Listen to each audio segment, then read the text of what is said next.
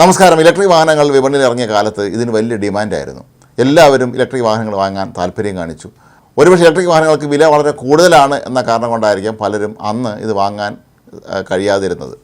പക്ഷേ ഇലക്ട്രിക് വാഹനങ്ങൾ വാങ്ങിയ പലരും ഇപ്പോൾ ഇതിനെങ്ങനെയെങ്കിലും കൈയൊഴിഞ്ഞാൽ മതി എന്നുള്ളൊരവസ്ഥയിലേക്ക് എത്തിയിരിക്കുന്നു എന്നാണ് ഇത് സംബന്ധിച്ച പഠനങ്ങൾ തെളിയിക്കുന്നത്.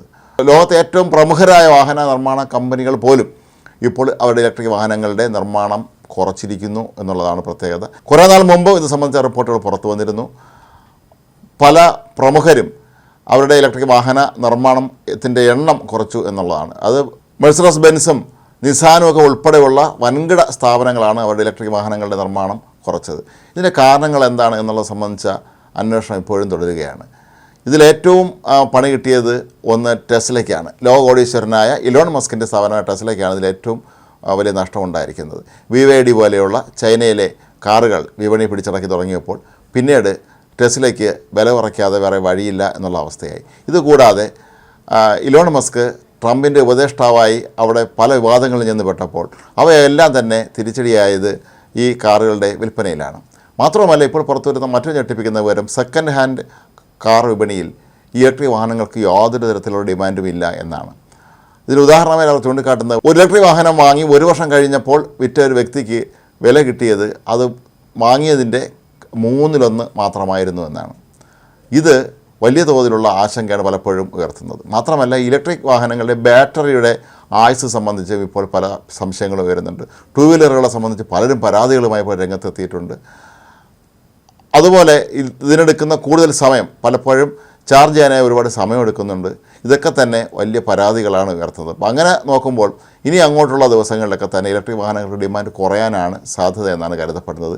ബ്രിട്ടനിൽ അവിടുത്തെ ഭൂരിഭാഗം ആളുകളും ഇലക്ട്രിക് വാഹനങ്ങൾ വാങ്ങാൻ താല്പര്യം കാട്ടുന്നില്ല എന്നാണ് ഇത് സംബന്ധിച്ച് നടത്തിയ പഠനങ്ങളൊക്കെ തന്നെ തെളിയിക്കുന്നത്. മാത്രമല്ല, ലോകത്തിപ്പോൾ ഡീസൽ പെട്രോൾ വാഹനങ്ങൾക്ക് വീണ്ടും ഡിമാൻഡ് വർദ്ധിച്ചിരിക്കുന്നു. ഡീസൽ വാഹനങ്ങൾ ഒരുപാട് പരിസ്ഥിതി പ്രശ്നങ്ങൾ ഉണ്ടാക്കുന്നു എന്ന് നേരത്തെ പരാതി ഉയർന്നിരുന്നുവെങ്കിലും ഇപ്പോൾ അവയെല്ലാം പരിഹരിച്ചുകൊണ്ടാണ് പല കമ്പനികളും ഡീസൽ വാഹനങ്ങളും പെട്രോൾ വാഹനങ്ങളൊക്കെ തന്നെ പുറത്തിറക്കിക്കൊണ്ടിരിക്കുന്നത്. മാത്രമല്ല, സെക്കൻഡ് ഹാൻഡ് വിപണിയിൽ ഡീസൽ പെട്രോൾ വാഹനങ്ങൾക്ക് ഇപ്പോഴും നല്ല ഡിമാൻഡ് തന്നെയാണ് ഉള്ളത് എന്നുള്ളതാണ് ഈ ഇലക്ട്രിക് വാഹന നിർമ്മാതാക്കളെ ഞെട്ടിപ്പിക്കുന്നത്. ഇലക്ട്രിക് വാഹനങ്ങൾ ഇറങ്ങിയ കാലത്ത് കാർ നിർമ്മാണ കമ്പനികൾ ഉപഭോക്താക്കൾക്ക് നൽകിയ വാഗ്ദാനങ്ങൾ പാലിക്കാൻ ഇവരിൽ പലർക്കും കഴിഞ്ഞിട്ടില്ല എന്നുള്ളതാണ് മറ്റൊരു വസ്തുത. ഏതാണ്ട് 20ഓളം മോഡലുകളാണ് ഇപ്പോൾ ആവശ്യക്കാർ തീരെയില്ലാത്ത അവസ്ഥയിലേക്ക് എത്തിയിരിക്കുന്നത്. ഇലോൺ മസ്കിനെ സംബന്ധിച്ച് മറ്റ് എല്ലാ വ്യവസായ മേഖലകളിലും വിജയിച്ച മസ്കിന് വാഹന നിർമ്മാണ വിപണിയിലേക്ക് തിരിഞ്ഞപ്പോഴാണ് ഏറ്റവും വലിയ തിരിച്ചടി ലഭിച്ചത് എന്നുള്ളതും കൂടെ ഓർക്കേണ്ടതാണ്. അപ്പോൾ ഇങ്ങനെ നോക്കുമ്പോൾ ഇലക്ട്രിക് വാഹന വിപണി വല്ലാത്ത തകർച്ചയിലേക്ക് തന്നെയാണ് ഇപ്പോൾ പോയിക്കൊണ്ടിരിക്കുന്നത്. സ്വന്തം ഇലക്ട്രിക് വാഹനം വാങ്ങാൻ ഇപ്പോൾ പലരും താല്പര്യം കാട്ടുന്നില്ല എന്നുള്ളത് മറ്റൊരു ഞെട്ടിപ്പിക്കുന്ന വിവരവും. ഇപ്പോൾ പല വാഹന നിർമ്മാണ കമ്പനികളും ചെയ്യുന്നത് ഇലക്ട്രിക് വാഹനങ്ങളുടെ വില വളരെ കുറയ്ക്കുന്നു എന്നുള്ളതാണ്. വാഹനങ്ങൾ കുറഞ്ഞ വിലയ്ക്ക് കിട്ടിയാൽ പോലും വാങ്ങാൻ പലരും താല്പര്യം പ്രകടിപ്പിക്കുന്നില്ല. കാരണം ഇത് പിന്നീട് വിൽക്കുമ്പോൾ തീരെ വില കിട്ടുന്നില്ല എന്നുള്ളതാണ് ഒരു പ്രശ്നം. ഈ വാഹനങ്ങളുടെ മെയിൻ്റനൻസ് ഒരു പ്രശ്നമാണ്. ഇതിൻ്റെ ബാറ്ററി മറ്റൊരു പ്രശ്നമാണ്. ഇങ്ങനെ നോക്കുമ്പോൾ ഭാവി ഇലക്ട്രിക് വാഹന നിർമ്മാണ മേഖലയ്ക്ക് തന്നെ വലിയൊരു തിരിച്ചടിയായി മാറും എന്നുള്ളതാണ് ഇപ്പോൾ ലഭിക്കുന്ന ഈ ഒരു റിപ്പോർട്ടുകളുടെ അടിസ്ഥാനത്തിൽ നമുക്ക് മനസ്സിലാക്കാൻ കഴിയുന്നത്.